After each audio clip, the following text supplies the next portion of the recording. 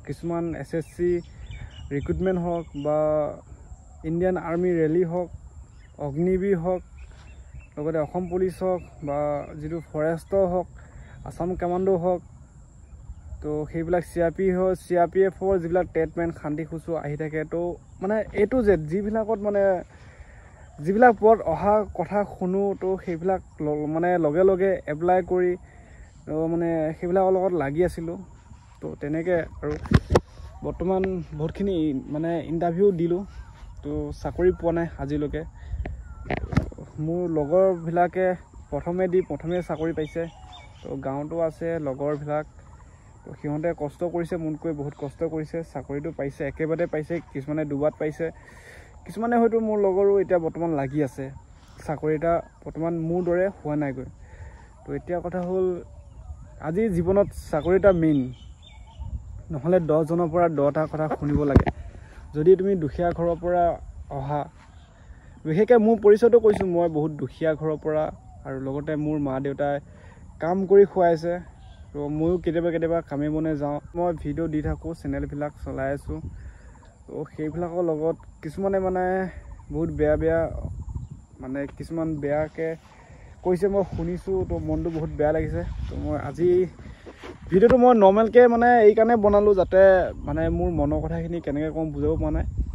তো বেয়া লাগি আছে, পথাৰত আছোঁ এতিয়া পিছফালে। এনেও মই মন চন বেয়া লাগিলে মই পথাৰৰ ফালে আহোঁ, আৰু ইয়াতে মই ভিডিঅ' বনাই থাকোঁ এনেকৈ। আমাৰ পৰিৱেশ এইটোৱেই, আমাৰ গাঁৱৰ পৰিৱেশ যিহেতু। আৰু মানে এতিয়া কি ক'ম মই বুজাব পৰা নাই। কিছুমান মানুহে মানে মোক লৈ বহুত হাঁহিছে, মানে ঠাট্টা কৰিছে, তই চাকৰি নাপাৱ।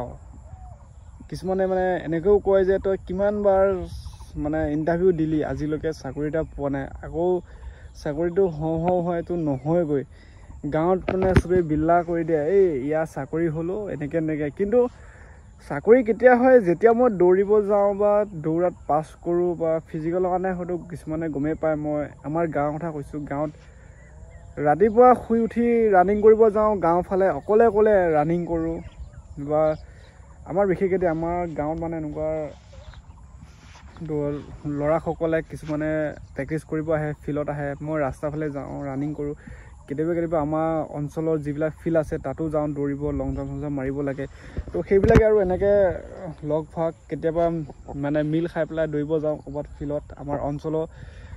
আৰু লগতে এতিয়া কথা হ'ল, চাকৰি আজিৰ দিনত চাকৰি এটা প্ৰয়োজন, নহ'লে বহুতৰ পৰা বহুত কথা শুনিবলগীয়া হৈছে। বৰ্তমান শুনিছোঁ যেতিয়া মোৰ চাকৰিটোৰ কাৰণে মই ফিজিকেল, আমাৰ যিহেতু কিছুমানে নাজানে, যোনসকলে নাজানে তেওঁলোকে কয়, তো ফিজিকেল আছে, ফিজিকেলত পাছ কৰিব লাগিব, মেডিকেল বা ডকুমেণ্ট, লগতে এক্সাম বা মেৰিট লিষ্ট, সেনেকুৱা ধৰণৰ প্ৰচেছ আছে কিছুমান আগতে। এতিয়া ইণ্ডিয়ান আৰ্মিৰ কথা এটা কৈছোঁ, ইণ্ডিয়ান আৰ্মি ময়ো দিছিলোঁ যোৰহাটত। প্ৰথম বয়স হৈছিলে, প্ৰথমবাৰ এক্সপিৰিয়েঞ্চ ইমান নাই, প্ৰথমবাৰ ইণ্টাৰভিউ। তো তাত গ'লোঁ, মানে তাত ডকুমেণ্টটো মানে মোক খেলি মেলি হৈ আছিলে তেতিয়া প্ৰথমবাৰ ডকুমেণ্ট, মই দৌৰিব নাপালোঁ। কিন্তু প্ৰেক্টিছ কৰিছিলোঁ, যথেষ্ট কষ্ট কৰিছিলোঁ গাঁৱত। তো তেতিয়া মোৰ মানে দৌৰিব নাপালোঁ যোৰহাট মৰিয়নি আছিলে তেতিয়া, কৰোণা আগতে নেকি, কৰোণা সেইকেইদিনতে হ'ব, কৰোণাতে। তো তাৰপিছত আহিলোঁ শ্বিলঙত, ডকুমেণ্টখিনি শুদ্ধ কৰিলোঁ, আহি পেলাই ভুলখিনি শুদ্ধ কৰি ল'লোঁ শ্বিলঙত। নহয়, আসাম কামাণ্ডো আহিছিলে তেতিয়া, আসাম কামাণ্ডো ইণ্টাৰভিউ, নহয় পুলিচৰ আহিছিলে, আসাম পুলিচ আহিছিলে। আসাম পুলিচ ইণ্টাৰভিউ দিব গ'লোঁ। মানে তেতিয়া মোৰ কি হ'লে, এটা তৎক্ষণাত মানে প্ৰেক্টিছ কৰি আছিলোঁ, এক্সিডেণ্ট এটা হৈ গ'ল, তো তাত মই ৰানিঙো কৰিলোঁ, ৰানিং ৰখিলোঁ, মানে লং জাম্প এক্সেলেণ্ট মাৰিব নোৱাৰিলোঁ কাৰণে তো নামটো নাহিলে পৰীক্ষা দিবলৈ। তাৰপিছত সেইটো ইণ্টাৰভিউ গ'ল, সেইটো ৰিক্ৰুটমেণ্ট গ'ল, মোৰ লগৰ কেইজনে পালে। আৰু তাৰপিছতে আহিলে কামাণ্ডো আহিছে। তো কামাণ্ডো ইণ্টাৰভিউ দিলোঁ।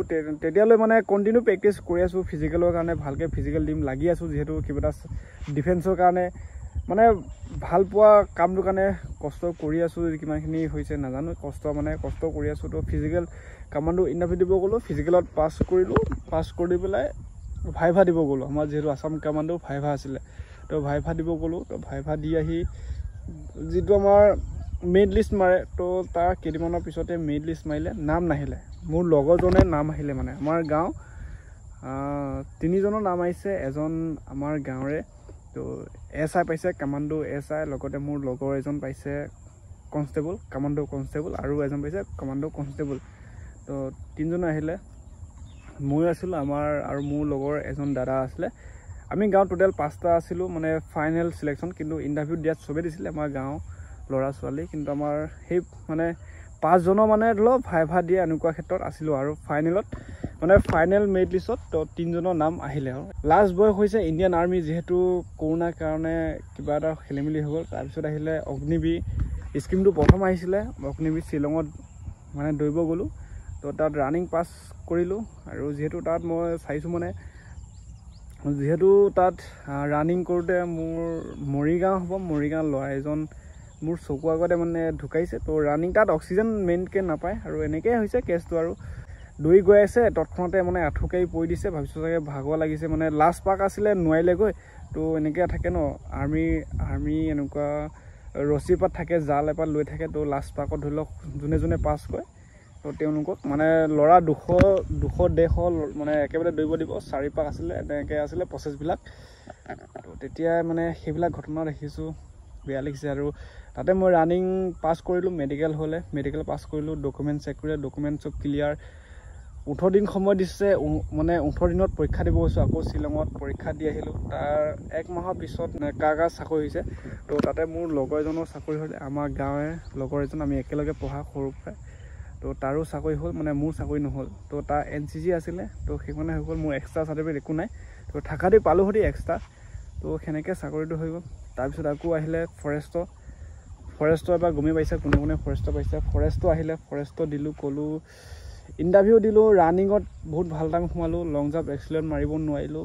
ৰানিঙত যথেষ্ট নম্বৰ পাইছিলোঁ, প্ৰায় 30 পইণ্টৰ প্লাছ আছিলে কিবা এটা, কিন্তু কাট অফটো অকণমান বেছি গ'ল বা পৰীক্ষালৈ নাম নাহিলে। তো এতিয়া কথা হ'ল সেইবিলাক চাকৰিৰ কাৰণে লাগি আছোঁ, ফিজিকেলৰ কাৰণে লাগি আছোঁ। এতিয়া বৰ্তমান আজিৰ তাৰিখত অসম পুলিচৰ ফিজিকেলটো পাছ কৰিলোঁ ভগৱানৰ কৃপাত। কষ্ট যিহেতু তেতিয়াৰ পৰা লাগি আছোঁ, তেতিয়াৰ পৰা আজি মানে মেট্ৰিক পাছ কৰাৰ পিছৰ পৰাই মই যিহেতু ফুটবলো খেলিছিলোঁ, তো ফুটবল খেলৰ পৰাই মানে ৰানিং এনেকুৱা ধৰণৰ আহি গ'ল। তো আজিও অসম পুলিচৰ ইণ্টাৰভিউ দি পাছ কৰি পৰীক্ষা দি থৈছোঁ। ভাইভা টেষ্টৰ কাৰণে ৱেইট কৰি আছোঁ, নাম আহেনে নাহে। তো এতিয়া মেইন কথা হ'ল এইখিনিৰ পৰাই, যিহেতু মোক কৈ থাকে ওচৰ চুবুৰীয়া হওক, গাঁৱত হওক বা বিভিন্নজনে 10টা কথা কয়। কিছুমান ভাল কথা কয়, কিছুমান মানে বেয়া কথা কয়।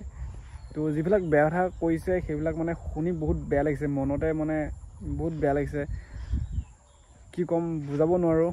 তো মানে কৈছে তই চাকৰি নাপাৱ, তই যিমানেই লাগি নাথাক কিয় চাকৰি নাপাৱ, তই চাকৰি নাপাৱেই তই। কাৰণ তোৰ লগৰ বহুতবিলাকে বহুত চাকৰি হৈ গ'ল, একেবাৰতে হৈ গ'ল। তই আজি কিমানখিনি ইণ্টাৰভিউ দিলি, তো সেইবিলাকে মানে এনেকৈ বহুত ডাউন দিব চায়, কিছুমানে কয়। আৰু যিহেতু মই দুখীয়া ঘৰৰ ল'ৰা হয়, তো এজন দুখীয়া মানুহক কথা ক'বলৈ বহুত চান্স পাই যায়।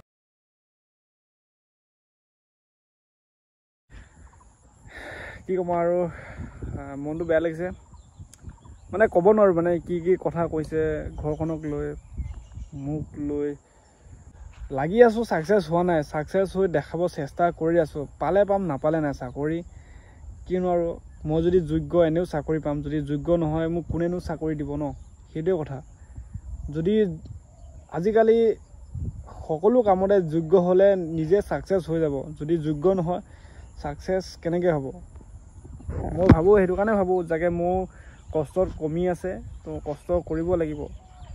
তো মই সেইটো ভাবোঁ। কিন্তু কিছুমানে ডাউন দিয়াত এক্সপাৰ্ট না, ডাউন মানে এনেকুৱাকৈ দিব, মানে ডাউন একো এটা মানে কৰিব মন নাযায়। কিছুমান ল'ৰাও হৈছে এনেকুৱা টাইপৰ, কিছুমানৰ চাগে দেই, যাতে কয়, কিছুমানে কয় তই চাকৰি নাপাৱা দে, তোৰ বয়সো নাই, বয়স ভটিয়ালে চাকৰি তাকৰি নাপাৱা, এটা ফিল হৈ আছে। তো ভয় ভাৱটো বেছিকৈ লগা হৈছে চাকৰিটোৰ কাৰণে, ৰানিঙৰ কাৰণে বা লং জাম্প কাৰণে বা অসম পুলিচৰ আপডেট কাৰণে সেইবিলাক শ্বেয়াৰ কৰি থাকিম। তো ময়ো লাগি আছোঁ অসম পুলিচৰ কাৰণে হওক বা এজন সেনাজন হ'বৰ কাৰণে। যিহেতু সকলো মনত কিছুমান যোনসকলে ভাল পায় তেওঁলোকক কৈ আছোঁ, যোনসকলে ভাল নাপায় নালাগে। আৰু মোক যোনসকলে মানে কৈ থাকে এইটো বেয়া চিন্তা লৈ বেয়া কমেণ্ট কৰি থাকে, তো তেওঁলোকক মই কৈছোঁ মোৰ ভিডিঅ' চাবৰ দৰকাৰ নাই। নেক্সট আমাৰ ভাইভা টেষ্টৰ কাৰণে ৱেইট কৰি আছোঁ আৰু তোমালোকেও ৱেইট কৰি আছা, সকলোৱে ৱেইট কৰি আছে। মই আপডেটবোৰ দি আছোঁ। নেক্সট আকৌ কেতিয়া কি আপডেট আহে সেইবিলাক শ্বেয়াৰ কৰি যাম। তো মোৰ লগত থাকিবা।